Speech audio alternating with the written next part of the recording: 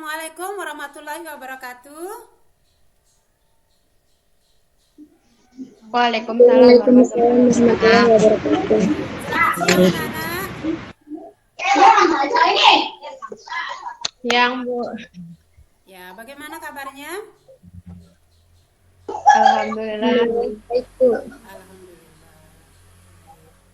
Ya, sebelum kita mulai belajar, silahkan ketua kelas memimpin doa terlebih dahulu.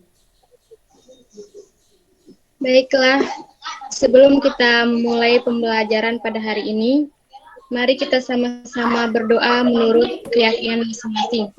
Berdoa mulai.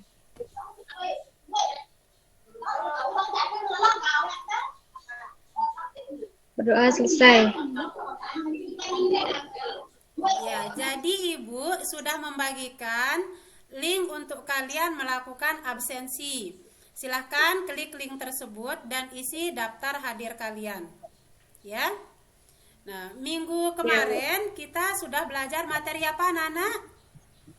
Struktur virus. Virus. Bagus, tentang struktur virus. Hari ini ada yang tahu materi kita tentang apa? Materinya tentang Virus. aplikasi. Tentang replikasi virus. Baik, sekarang coba sama-sama kita perhatikan gambar yang akan Ibu sajikan berikut ini.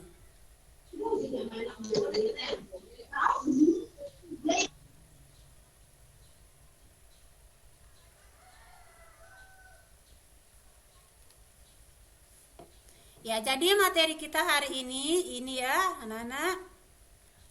Coba perhatikan gambar yang akan Ibu perlihatkan.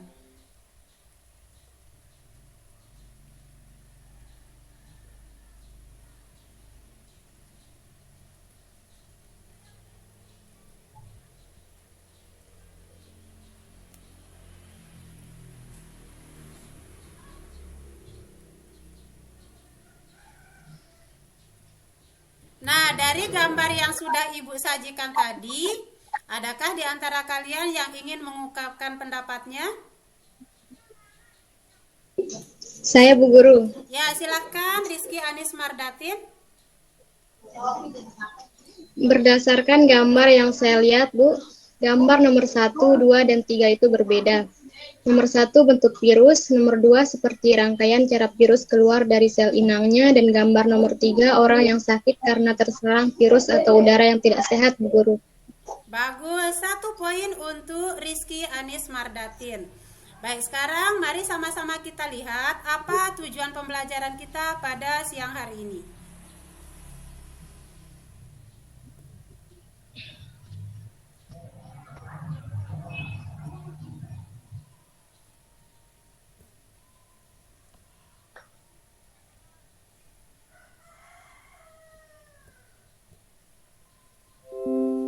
Nah, ini adalah tujuan pembelajaran kita pada siang hari ini. Silahkan anak-anak membaca dan memperhatikannya.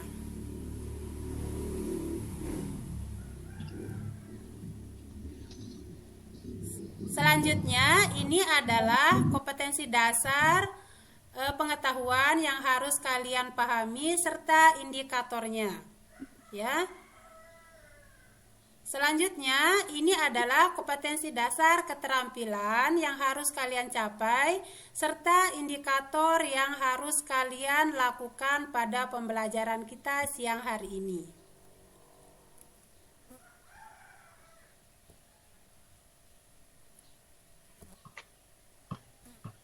Ya, tadi sama-sama anak-anak sudah melihat apa tujuan pembelajaran serta kompetensi dasar sekaligus indikator yang harus kita capai. Untuk mengetahui pemahaman kalian tentang materi kita, Ibu akan melakukan evaluasi dalam bentuk pretest. Silahkan kalian klik link untuk pretest yang sudah Ibu bagikan di WhatsApp group.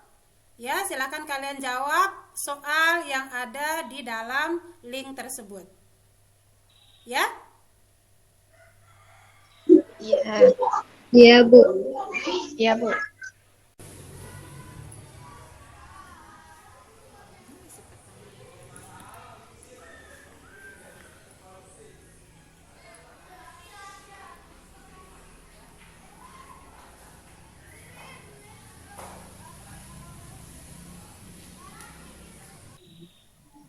Baik, kalian sudah menjawab soal pretest tadi.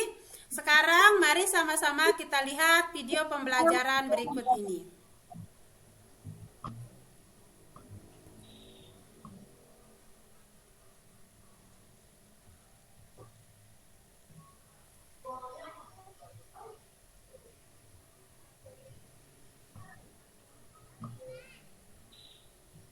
Sistem kekebalan tubuh. Virus ini bekerja perlahan dan sulit untuk mendeteksi gejala awalnya, dan hanya dapat diketahui dengan tes laboratorium pada tahap awalnya. Semula, gejala yang hanya berupa demam, keringat malam, sariawan, dan dapat dibilang seperti gejala flu, merupakan fase pertama dari infeksi HIV. Pada fase kedua, virus berkembang biak secara perlahan tanpa memberikan gejala sama sekali. Rata-rata infeksi HIV berkembang menjadi AIDS, Acquired Immunodeficiency Syndrome, yaitu fase ketiga di mana kekebalan tubuh sangatlah lemah sehingga kuman yang ada di sekitar kita dapat dengan mudah masuk ke tubuh tanpa perlawanan yang berarti. AIDS rata-rata terjadi setelah 10 tahun terinfeksi HIV. Lalu, apa yang bisa kita lakukan untuk mengatasinya? Obat antiretroviral sebagai pengobatan HIV tidak menyembuhkan penderita, namun mencegah pertumbuhan virus dalam tubuh. Dengan terkontrolnya jumlah virus, maka sistem kekebalan tubuh akan terlindungi dan menghindari perkembangan HIV menjadi AIDS. Sejak adanya obat ini, harapan hidup penderita HIV dapat menjadi sama dengan orang normal. Jika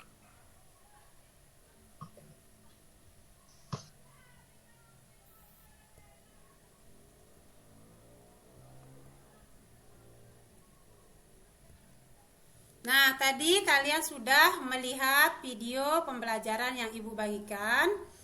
Dari video pembelajaran tadi, adakah di antara anak-anak yang bisa mengungkapkan pendapatnya dari permasalahan tersebut? Saya, Bu. Oh iya, silahkan Rizky Anis Mardatin.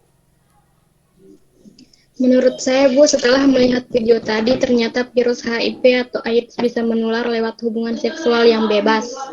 Bagus, luar biasa sekali. 1 poin untuk Rizky Anis Mardatin.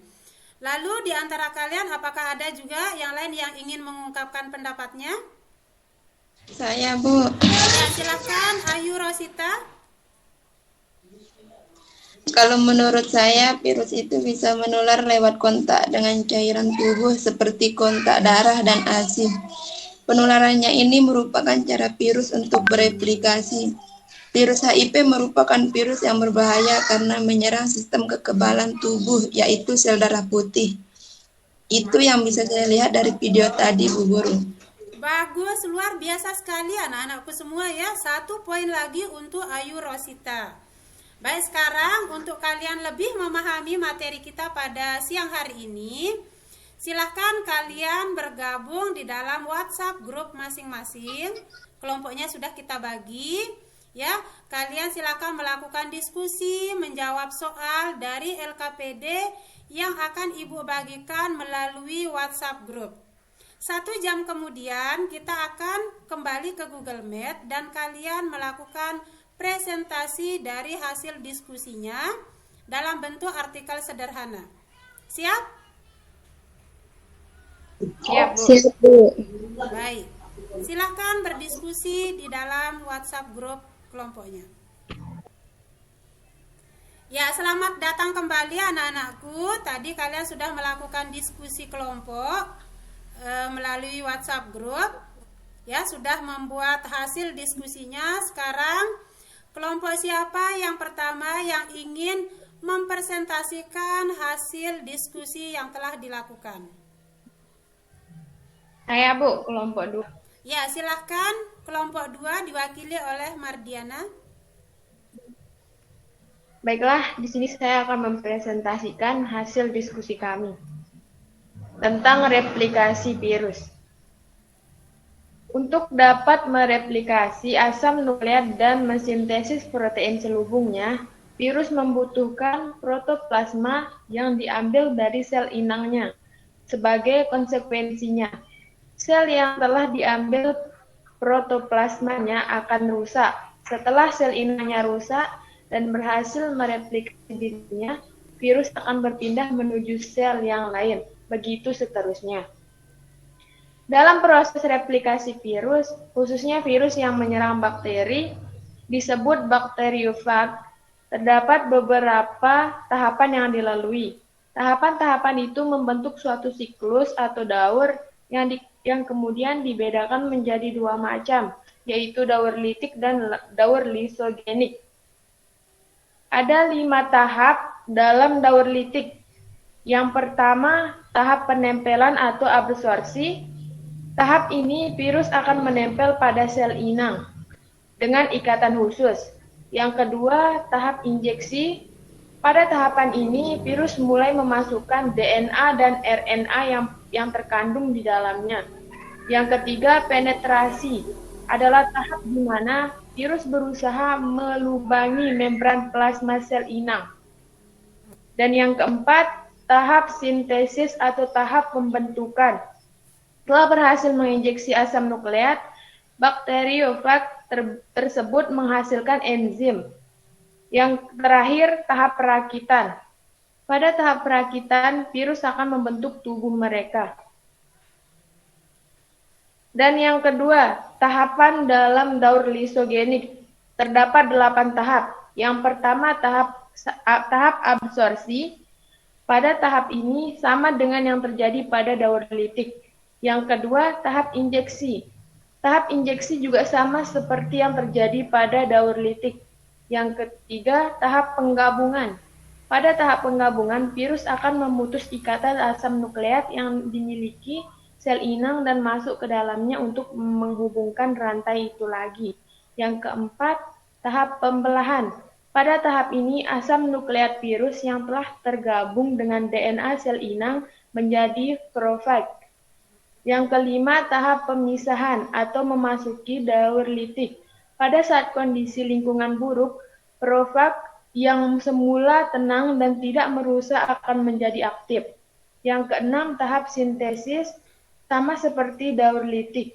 Yang ketujuh, tahap perakitan, sama seperti daur litik juga. Dan yang terakhir, tahap lisis. Tahap lisis merupakan tahap aktif dari daur lisogenik sempurna. Baik Bu, hanya itu yang dapat saya sampaikan. Mohon maaf bila ada kekurangan. Assalamualaikum warahmatullahi wabarakatuh. Waalaikumsalam warahmatullahi wabarakatuh. Baik, terima kasih ya untuk pemaparan dari kelompok 2. Nah, dari hasil pemaparan kelompok 2 tadi, adakah dari kelompok yang lain yang ingin menanggapi atau memberikan pertanyaan? Saya, Bu. Ya, Ayu Rosita dari kelompok 1, silahkan. Mardana, apa perbedaan siklus litik dan lisogenik di artikelmu tadi tidak dijelaskan, tidak jelas terdengar perbedaannya. Ya, silahkan kelompok 2. Baik, saya akan menjawab pertanyaan dari Ayu Rosita. Mohon maaf sebelumnya. Jadi perbedaan tahap lisogenik dan litik adalah itu pada tahap penggabungan, di mana virus tidak merusak sel inang tetapi menggabungkan asam nukleatnya yang disebut profag. Sudah jelas? Ya, terima kasih. Baik, terima kasih ya. Sangat jelas sekali pemaparan dari kelompok 2 tentang hasil diskusi yang telah dilakukan. Baik, sekarang siapa di antara anak-anakku yang bisa membuat kesimpulan dari pembelajaran yang kita lakukan pada siang hari ini? Saya, Bu. Oh iya, silahkan Rizky Anis Mardatin. Jadi hari ini kita belajar tentang cara replikasi pada virus. Ada 2 macam, yaitu siklus litik dan siklus lisogenik, di mana perbedaan dari kedua siklus ini adalah pada tahap penggabungan yang terjadi di siklus lisogenik. Virus yang melalui tahapan litik dinamakan virulen, dan yang melalui tahapan lisogenik dinamakan virus lisogen. Sudah, Bu Guru. Baik, terima kasih untuk Rizky Anis Mardatin yang sudah membuat kesimpulan pembelajaran kita pada siang hari ini. Jadi poin yang bisa kita tangkap adalah replikasi pada virus dilakukan melalui 2 tahapan, yaitu tahap litik dan tahap lisogenik. Yang membedakannya adalah pada tahap lisogenik, virus itu tidak langsung merusak sel inangnya, tetapi melakukan penggabungan asam nukleat terlebih dahulu yang dikenal dengan nama profag. Jadi ketika sel inangnya bereplikasi, maka virus itu juga ikut melakukan replikasi atau perbanyakan diri. Nah, sekarang untuk mengetahui sejauh mana pemahaman kalian tentang materi di pertemuan ini, Ibu akan mengadakan evaluasi post-test. Ya, silahkan kalian jawab soal post-test dari link yang akan Ibu bagikan melalui WhatsApp group. Ya, silahkan dijawab soal-soal yang ada di post-test tersebut. Siap? Siap. Baik. Nah, sekarang kalian sudah selesai menjawab soal post-test tadi. Untuk pertemuan minggu depan kita akan belajar materi masih seputar virus, tetapi submateri tentang peranan virus. Ya, jadi silahkan dari sekarang kalian bisa mencari referensi di Google atau di buku-buku ya untuk menambah pengetahuan kalian tentang materi kita minggu depan, yaitu tentang peranan virus. Ya, baik. Nah, untuk mengakhiri pembelajaran kita pada siang hari ini, silahkan ketua kelas untuk memimpin doa terlebih dahulu.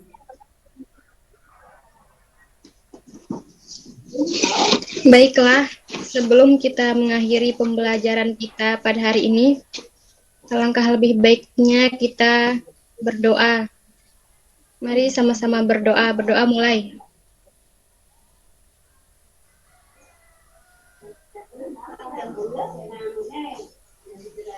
Berdoa selesai. Ya, pembelajaran kita hari ini sudah selesai. Mari kita sama-sama tutup dengan membaca Alhamdulillah. Alhamdulillah. Ya, baik. Terima kasih anak-anakku semua. Tetap jaga kesehatannya. Kita tutup pembelajaran kita. Sekian. Assalamualaikum warahmatullahi wabarakatuh. Waalaikumsalam warahmatullahi wabarakatuh.